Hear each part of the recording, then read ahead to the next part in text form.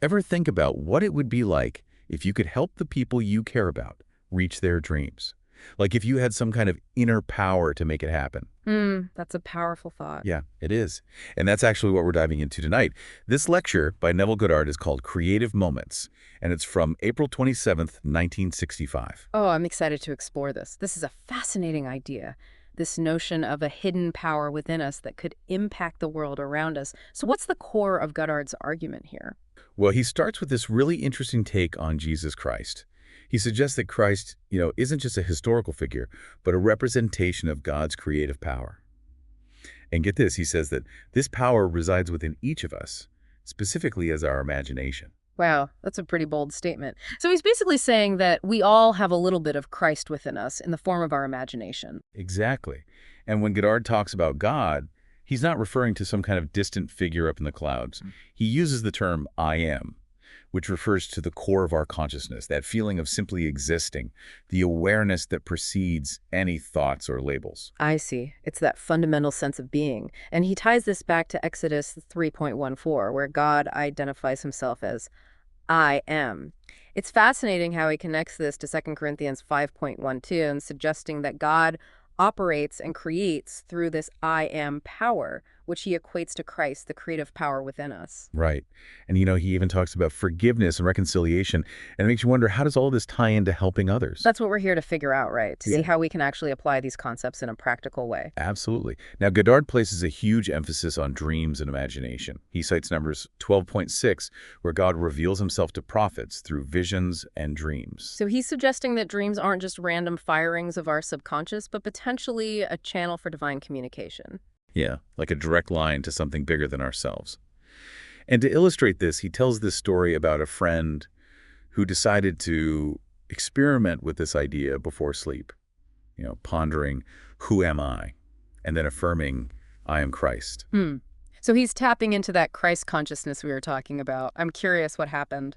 Well, in his dream, he receives this message, like a mental telepathic communication. It says, when you use your imagination for another, use it as you do when you write a story. You must become the other. Become the other. That's interesting. It's like the advice you'd give to a writer to step into the shoes of their characters. Is he saying we need to fully immerse ourselves in the experience of the person we want to help? That's exactly it.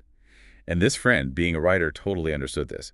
He started practicing, bringing friends to mind, and really feeling what it was like to be them, leading them towards their desired outcomes within his imagination.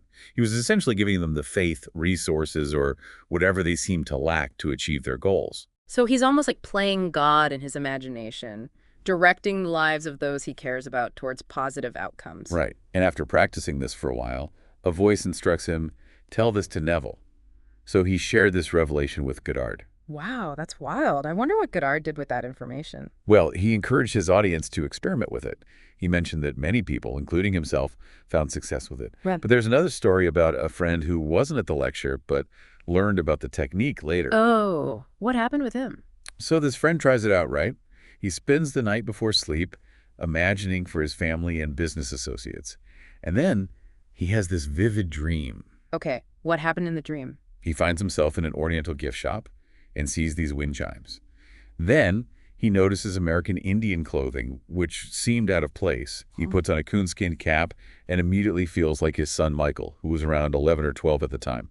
And then, bam, Michael appears in the dream wearing an Indian outfit. That's so interesting. So by assuming the identity of his son in his imagination, his son manifested right there in his dream. And Goddard interprets this as God demonstrating the technique's effectiveness. Yeah. Like in the dream world, things are more fluid and the manifestation was instant. That makes sense. It's almost like a controlled experiment to show him that it really works. Exactly. Yeah. And then, to really bring this home, he shares this story about his friend David, who's trying to sell his apartment building. Oh, yeah. Tell me about that one. So David was a university professor trying to sell this building.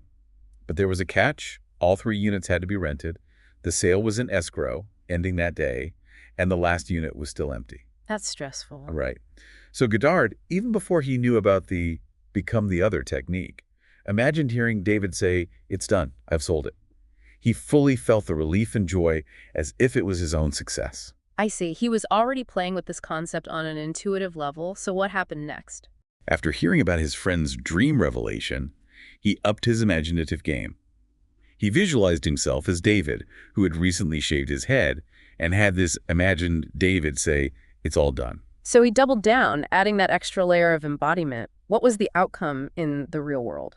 Well, despite no luck with advertising and a seemingly impossible deadline, someone randomly from the neighborhood saw the for rent sign and rented the apartment that Saturday. Wow.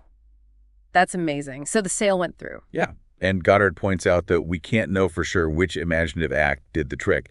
But the point is that God, this creative power, brought about a solution from what seemed like a purely imaginary act. And I see it emphasizes that our imagination is a powerful force in shaping reality. Absolutely. And he then connects this back to the Bible, to the concept of Jesus Christ. He says that Christ isn't some distant historical figure, but represents the power and wisdom of God, which is present in all of us as our imagination. Right, that I am power.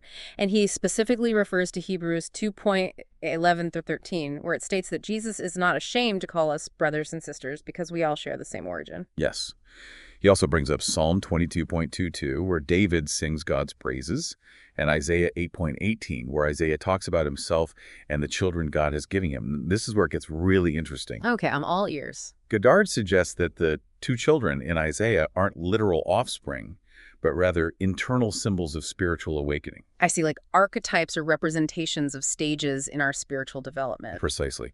The first child, often interpreted as a remnant returning, actually symbolizes being born again.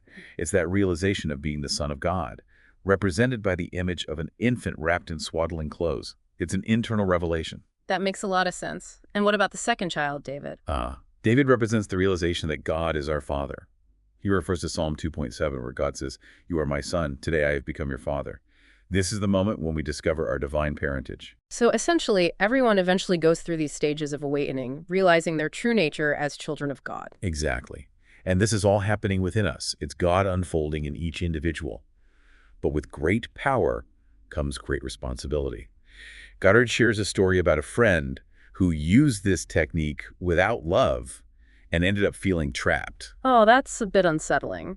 So there are potential downsides if this power is misused. Absolutely. Goddard stresses that this imaginative power should only be used ethically and with genuine love. It's not about manipulating others or forcing outcomes.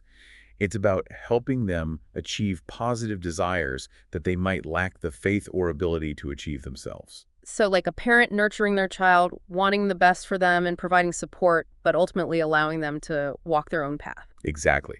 And the way to do this, he says, is to fully embody the other person in your imagination. Feel their desired state as if it were your own, and then release that assumption. You've planted the seed, so to speak, and then you trust the process. He also brings up the concept of reconciliation, connecting it to helping others reach their goals. He points out that sin can be understood as missing the mark. Right. So by helping others achieve their goals, we are actually helping them reconcile with their potential. It's almost like a course correction. That's a beautiful way to look at it. And Goddard acknowledges that things might not manifest instantaneously in the waking world like they do in dreams. He talks about atonement, not as punishment, but as at-one-ment. It's the act of becoming one with the person we're imagining for. So it's about bridging that gap between our inner reality and the outer world, and that might take time. Right. And he reminds us that we all come from the same source, from God. So in essence, imagining for another is also imagining for ourselves because we are all interconnected. That makes sense given the we are all one concept. Now, David, the friend with the apartment, shares his own experience. While he believed Goddard's affirmation that the apartment was sold, he still struggled with negative thoughts. That's understandable. It's hard to completely silence those doubts when facing a real-life situation with such high stakes. Totally. He found it helpful to remind himself of the I am principle and use affirmations like, "My Father and I are one," to counter the negativity. He even played recordings of Goddard's lectures to stay focused on the positive outcome. So it's about actively managing our mental environment, particularly during those waiting periods. Exactly. It's like tending a garden. You have to weed out the negative thoughts and nurture the positive ones. And Goddard further clarifies what it means to wear the form of the other. Oh, tell me more about that. It's not just about mimicking their actions. It's about embodying them with love, genuinely desiring their well-being, regardless of their circumstances. It's like Paul's teachings on love in 1 Corinthians 13. Unconditional love, compassion, that kind of thing. Precisely.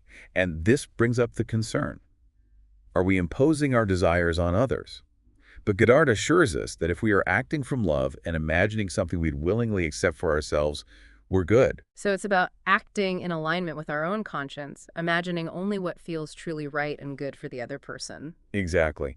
He even shares a story about a woman who received a new car through someone's imaginative work, but it led to a relationship breakdown.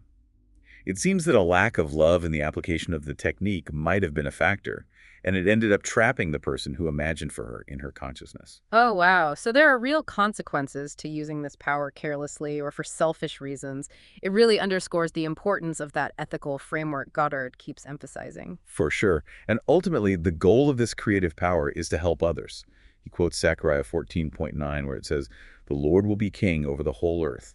On that day there will be one Lord, and his name the One." So it's about remembering that we are all part of a larger whole, all ultimately expressions of the same God. Right. And it makes you think, if our imagination is truly this powerful, how can we use it more consciously and lovingly in our everyday lives? What small act of imagination can we perform tonight to bring about positive change? It's a really powerful question. It is. It challenges us to consider the potential within each of us to impact the world in profound and loving ways. Exactly. And, it's not about grandiose gestures. It could be as simple as holding a loving image of someone in your mind, wishing them well, and trusting that unseen forces are at work. This really makes you think about the possibilities, doesn't it? The potential we all have to be agents of positive change simply by harnessing the power of our imagination. It really does. And, maybe that's the first step, just acknowledging that power and starting to explore how we can use it with love and intention.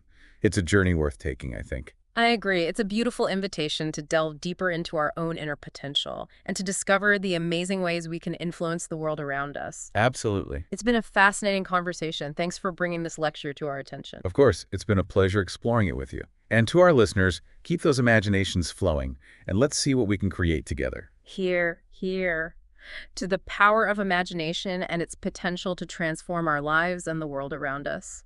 Absolutely.